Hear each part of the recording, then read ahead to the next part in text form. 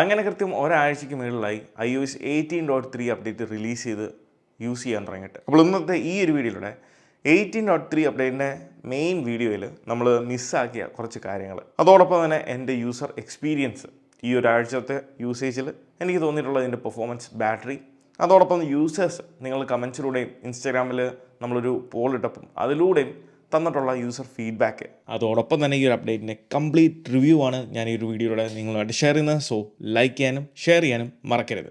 ഒന്നാമത്തെ കാര്യം ഇതിൻ്റെ സെക്യൂരിറ്റി പാച്ചസ് ആണ്. ഈ ഒരു അപ്ഡേറ്റ് ചെയ്യണോ വേണ്ടയോ എന്നുള്ളൊരു കൺഫ്യൂഷൻ നിങ്ങൾക്കുണ്ടെന്നുണ്ടെങ്കിൽ ഈ ഒരു കാര്യം കണ്ടാൽ മാത്രം മതി. എനിക്ക് തോന്നുന്നു ഒരു 30-ലധികം സെക്യൂരിറ്റി പാച്ചസ് ആണ് ആപ്പിൾ 18.3 അപ്ഡേറ്റിൽ കൊണ്ടുവന്നിരിക്കുന്നത്. ഏറ്റവും ടോപ്പിൽ നിങ്ങൾക്ക് കാണാം iOS 18.3, iPadOS 18.3ൽ വന്നിരിക്കുന്ന ആക്സസിബിലിറ്റി, എയർപ്ലേ ബേസ് ചെയ്തിട്ടുള്ള കുറേ ഫീച്ചേഴ്സ് അല്ലെങ്കിൽ കുറേ സെക്യൂരിറ്റി പാച്ചസ് ആപ്പിൾ കൊണ്ടുവന്നിട്ടുണ്ട്. Core audio, core media, പാസ്കി, safari, screen kit, web content filter, web kit, ഇതിനെ ബേസ് ചെയ്തിട്ടുള്ള ധാരാളം സെക്യൂരിറ്റി പാച്ചസ് ആണ് ഈ ഒരു അപ്ഡേറ്റിൽ ആപ്പിൾ പുഷ് ചെയ്തേക്കുന്നത്. രണ്ടാമത് വാൾപേപ്പർ, യൂണിറ്റിയുടെ വാൾപേപ്പറും വാച്ച് ഫേസുമാണ്. കഴിഞ്ഞ വീഡിയോയിൽ നമ്മളിത് മെൻഷൻ ചെയ്തിട്ടുണ്ടായിരുന്നു, പക്ഷേ ഇത് എവിടെ എങ്ങനെ ലഭിക്കുമെന്നുള്ളത് പല ആളുകൾക്ക് ഒരു കൺഫ്യൂഷൻ ഉണ്ട്. നിങ്ങളൊന്നും ചെയ്യേണ്ട ആവശ്യമില്ല.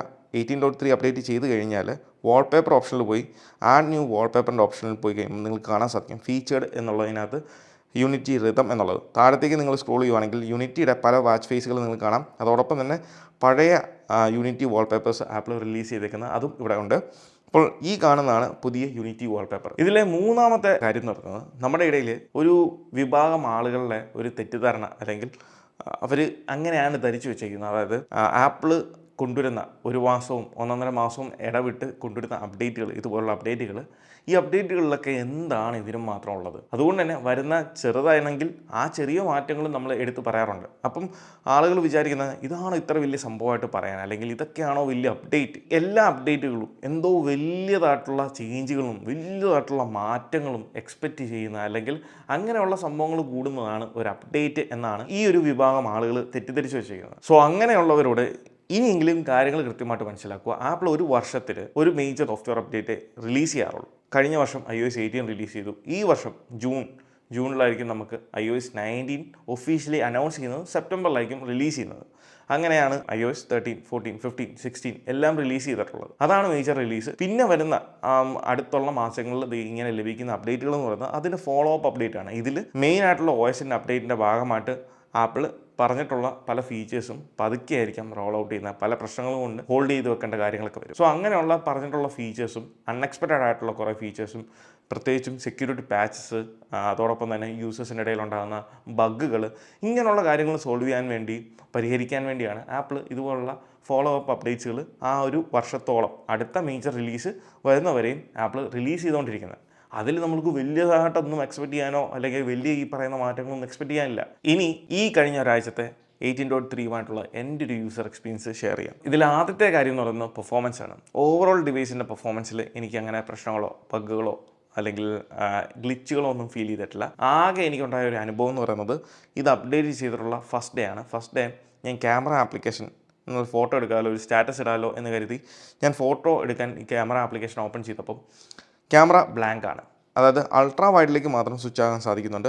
എന്നാൽ ഇതിൻ്റെ 1x, 2x, 3x ഈ ഓപ്ഷൻസിലേക്ക് എല്ലാം പോകുമ്പോൾ ബ്ലാങ്ക് ആണ്. അതായത് ബ്ലാക്ക് സ്ക്രീൻ മാത്രമേ കാണിക്കുന്നുള്ളൂ.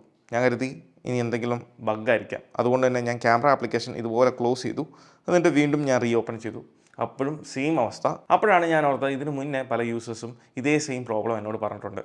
അതായത് ക്യാമറ ഇതുപോലെ ബ്ലാക്ക് സ്ക്രീനാണ് കാണിക്കുന്നത് എന്നുള്ളത്. അതൊരു മൈനർ ബഗ്ഗാണ്. അപ്പോൾ തന്നെ ഞാൻ ഡിവൈസ് റീസ്റ്റാർട്ട് ചെയ്ത് കഴിഞ്ഞപ്പോൾ ഈ ഒരു പ്രോബ്ലം സോൾവ് ആയി. iOS 18 നമുക്ക് റീസ്റ്റാർട്ട് ചെയ്യാൻ വളരെ എളുപ്പമാണ്. കൺട്രോൾ സെൻറ്ററിൽ പോയി കഴിഞ്ഞാൽ ഏറ്റവും ടോപ്പിൽ നമുക്ക് പ്രസ് ആൻഡ് ഹോൾഡ് ചെയ്താൽ, ഈ ഒരു പവർ ബട്ടണിൽ പ്രസ് ആൻഡ് ഹോൾഡ് ചെയ്ത് കഴിഞ്ഞാൽ നമുക്ക് ഡിവൈസ് മാനുവലി ടേൺ ഓഫ് ചെയ്ത് റീസ്റ്റാർട്ട് ചെയ്യാൻ സാധിക്കും. അങ്ങനെ റീസ്റ്റാർട്ട് ചെയ്തതിന് ശേഷം ക്യാമറ ആപ്പ് ഓപ്പൺ ചെയ്തപ്പോൾ യാതൊരു പ്രോബ്ലവും ഇല്ല.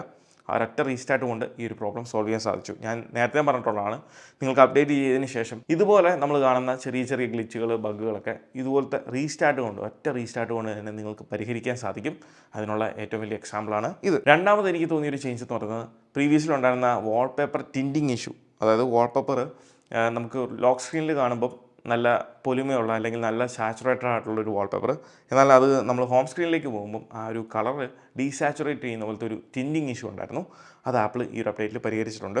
പെർഫോമൻസിൻ്റെ കാര്യത്തിൽ ഈ പറഞ്ഞ ക്യാമറയുടെ ഒരു മൈനർ ബഗ് ഒഴിച്ച് നിർത്തിയാൽ ബാക്കി യാതൊരു കുഴപ്പങ്ങളും പെർഫോമൻസിലില്ല. അതിപ്പം 16ൻ്റെ കാര്യമായാലും 15-ലാണെങ്കിലും 14-ലാണെങ്കിലും വളരെ സ്മൂത്ത് ആയിട്ടുള്ള പെർഫോമൻസാണ് ഓവറോൾ പ്രൊവൈഡ് ചെയ്യുന്നത്. അത് തന്നെയാണ് കഴിഞ്ഞ ദിവസം ഇൻസ്റ്റഗ്രാമിൽ നമ്മൾ നടത്തിയിട്ടുള്ള പോളിലും എനിക്ക് ലഭിച്ചത്. ഓവറോൾ ആളുകളുടെ, അത് പല ഡിവൈസുകൾ യൂസ് ചെയ്യുന്ന ആളുകളുടെ ഫീഡ്ബാക്കാണ്.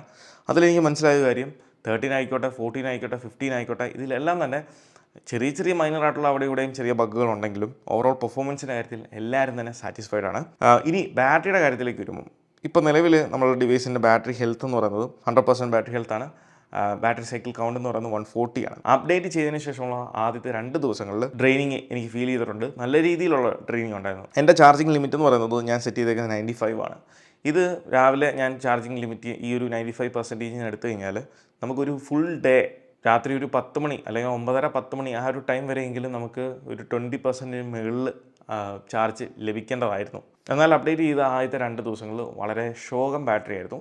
അത്രയും പോലും നിൽക്കത്തില്ലായിരുന്നു. 2 പ്രാവശ്യമെങ്കിലും മിനിമം ചാർജ് ചെയ്യേണ്ട ഒരു സിറ്റുവേഷൻ ആയിരുന്നു ഉണ്ടായിരുന്നത്. എന്നാൽ അതിന് ശേഷമുള്ള ദിവസങ്ങളിൽ ഈ ഇത്രയും 3-4 ദിവസങ്ങളിൽ നല്ല രീതിയിലുള്ള ബാക്കപ്പ് ലഭിക്കുന്നുണ്ട്. ബാറ്ററിയുടെ കാര്യത്തിൽ ഞാൻ ചെയ്ത ഒരു എക്സ്ട്രീം കാര്യം എന്താണെന്ന് വെച്ചാൽ, കഴിഞ്ഞ ദിവസം ഒരു സിനിമാറ്റിക് വീഡിയോ 4K ഷൂട്ട് ചെയ്യേണ്ട ഒരു ആവശ്യം ഉണ്ടായിരുന്നു. സോ ഐഫോണിൽ ഞാൻ വെറുതെ സിനിമാറ്റിക് വീഡിയോ ഷൂട്ട് ചെയ്യുകയല്ലായിരുന്നു, എനിക്കത് മാക്കിലേക്ക് സ്ക്രീൻ ഷെയർ ചെയ്യണമായിരുന്നു. അതുകൊണ്ട് തന്നെ ഞാൻ ഷെയർ ഓപ്ഷനിൽ പോയിട്ട് സ്ക്രീൻ മിററിങ് ചെയ്ത് മാക്കിലേക്ക് അത് കണക്ട് ചെയ്തു ഡിസ്പ്ലേ. അപ്പോൾ എനിക്ക് എന്താ ഷൂട്ട് ചെയ്യുന്നത് കാണാൻ സാധിക്കും.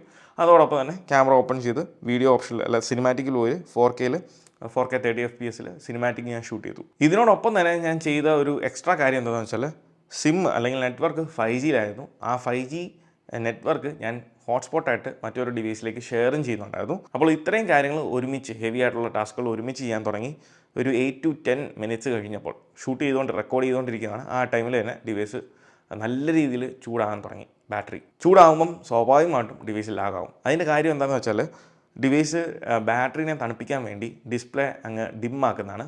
പ്രീവിയസ്ലി ആ ഒരു പ്രോബ്ലം ഉണ്ടായിരുന്നു. അതായത് iPhone 14 വരെ നമുക്ക് ഈ ഒരു പ്രോബ്ലം ഉണ്ടായിരുന്നു. എന്നാൽ 15-16 സീരീസിലേക്ക് വന്നപ്പം ഈ ഒരു പ്രോബ്ലം വലിയ രീതിയിൽ നമ്മളെ ബാധിക്കുന്നില്ല. അതായത് ഡിസ്പ്ലേയുടെ ബ്രൈറ്റ്നസ് അങ്ങ് ലോവർ ആക്കുക. പക്ഷേ അതിന് പകരം നമുക്ക് ഇവിടെ ഫേസ് ചെയ്യുന്നൊരു കാര്യം എന്ന് വെച്ചാൽ, ഡിസ്പ്ലേയുടെ ഫ്രെയിം റേറ്റ് അങ്ങ് ഡ്രോപ്പ് ചെയ്ത് കഴിയുമ്പോൾ നമുക്ക് നല്ല രീതിയിൽ ലാഗാണ് വരുന്നത്. കാരണം ചുട്ട് പഴുത്ത് നിൽക്കുവാണ്. ഇതിൻ്റെ കൂട്ടത്തിൽ നിങ്ങൾ മനസ്സിലാക്കേണ്ട മറ്റൊരു കാര്യം റൂം ടെമ്പറേച്ചറാണ്. നമ്മൾ എവിടെ ഇതാണോ യൂസ് ചെയ്യുന്നത് അവിടുത്തെ ടെമ്പറേച്ചറും കൂടെ ഇതിനോടൊപ്പം ഒത്തുപോകുന്നതാണെന്നുണ്ടെങ്കിൽ നല്ല രീതിയിൽ നമുക്ക് ആ ഒരു ഫ്രെയിം ഡ്രോപ്പ് ഉണ്ടാകും. അതുകൊണ്ട് തന്നെ ഡിവൈസ് മൊത്തത്തിൽ ഹാങ് ആകുന്ന പോലത്തെ ഒരു ഫീലിംഗ് ആണ് നമുക്ക് ലഭിക്കുന്നത്. പിന്നെ ഡിവൈസ് ഒന്ന് കൂൾ ഡൗൺ ആയാൽ, ബാറ്ററി ഒന്ന് ചൂടൊന്ന് കുറഞ്ഞാലേ ഉള്ളൂ നമുക്ക് ആ ഒരു പഴയ ഒരു സ്മൂത്ത്നെസ് ഓവറോൾ യൂസേജിൽ ലഭിക്കത്തുള്ളൂ. ഇനി യൂസേഴ്സ് റിപ്പോർട്ട് ചെയ്തിട്ടുള്ള അവരുടെ ഫീഡ്ബാക്കിലേക്ക് വരുമ്പോൾ, ഒന്നാമത്തെ കാര്യം ഈ പറഞ്ഞ ക്യാമറ ഫ്രീസിങ് ഇഷ്യൂ ആണ്. പല യൂസേഴ്സും ഇത് തന്നെ ആയിരിക്കാം, അതായത് എനിക്ക് ഫേസ് ചെയ്ത സെയിം സിറ്റുവേഷൻ ആകാം. അല്ലാന്നുണ്ടെങ്കിൽ ക്യാമറ ഇതുപോലെ തന്നെ നമ്മൾ എന്തെങ്കിലും ഒരു ഓപ്ഷനിലേക്ക് വീഡിയോ ടു ഫോട്ടോയിലേക്ക് സ്വിച്ച് ചെയ്യുന്ന സമയത്ത് കുറച്ച് മൾട്ടിപ്പിൾ യൂസേഴ്സ് കംപ്ലയിൻറ്റ് ചെയ്തൊരു കാര്യമാണ്. അവർക്ക് അത് ഫോട്ടോ ഓപ്ഷനിൽ സ്റ്റക്കായി നിൽക്കുന്നു അല്ലെങ്കിൽ ഫ്രീസായി നിൽക്കുന്നു എന്നുള്ളൊരു കാര്യം. അങ്ങനെ എന്തെങ്കിലും ഇഷ്യൂസ് നിങ്ങൾ ഫേസ് ചെയ്യുന്നുണ്ടെങ്കിൽ ഡിവൈസ് ഈ പറഞ്ഞ പോലെ റീസ്റ്റാർട്ട് ചെയ്യുക. ഫോണൊന്ന് റീസ്റ്റാർട്ട് ചെയ്താൽ ഇതുപോലുള്ള ചെറിയ ബഗ്ഗുകൾ നമുക്ക് ഈസി ആയിട്ട് ഫിക്സ് ചെയ്യാൻ സാധിക്കും. And finally of course battery. അതിനെപ്പറ്റി നമുക്ക് സംസാരിക്കാതെ എല്ലാവർക്കും ഉണ്ടാകുന്ന ഒരു പ്രോബ്ലമാണ് ബാറ്ററി ഡ്രെയിനിങ്. ബാറ്ററിക്ക് പ്രോപ്പറായിട്ടുള്ള അല്ലെങ്കിൽ പഴയ രീതിയിലുള്ള ആ ഒരു ബാക്കപ്പ് ലഭിക്കുന്നില്ല ഈ ഒരു അപ്ഡേറ്റിന് ശേഷം. ഇത് ഞാൻ എപ്പോഴും പറയുന്ന കാര്യമാണ്, എന്നാലും ഞാൻ വീണ്ടും പറയാം. സെറ്റിങ്സിൽ പോവുക, ജനറൽസിൽ പോവുക, റീസെറ്റ് ഓൾ സെറ്റിങ്സ് നിങ്ങൾ ചെയ്ത് നോക്കുക. First option. ഇത് ചെയ്യുന്നതുകൊണ്ട് നിങ്ങളുടെ ഫോണിലെ യാതൊരു ഡേറ്റയോ ഫോട്ടോ വീഡിയോ ഒന്നും തന്നെ നിങ്ങൾക്ക് നഷ്ടപ്പെടത്തില്ല. സെറ്റിങ്സ് മാത്രം റീസെറ്റ് ആകത്തുള്ളൂ. ഇത് ചെയ്യേണ്ട എപ്പോഴാണെന്ന് വെച്ചാൽ, നിങ്ങൾ ഫോൺ അപ്ഡേറ്റ് ചെയ്തു 2 ദിവസമെങ്കിലും നിങ്ങൾ വെയിറ്റ് ചെയ്യുക ട്രെയിനിങ് ഉണ്ടെങ്കിൽ. 3-ാമത്തെ ദിവസം മുതൽ നിങ്ങൾക്ക് ഇതേ സെയിം സിറ്റുവേഷൻ ട്രെയിനിങ് വീണ്ടും നിങ്ങൾക്കുണ്ട് എന്നുണ്ടെങ്കിൽ റീസെറ്റ് ചെയ്തതിന് ശേഷം എന്തൊക്കെ കാര്യങ്ങളാണ് നിങ്ങൾ കൃത്യമായിട്ട് പഴയ പോലെ ഓപ്ഷൻസ് മാറ്റേണ്ടത് എന്നുള്ളത് ഞാൻ ഈ ഒരു വീഡിയോയിൽ കൊടുത്തിട്ടുണ്ട്.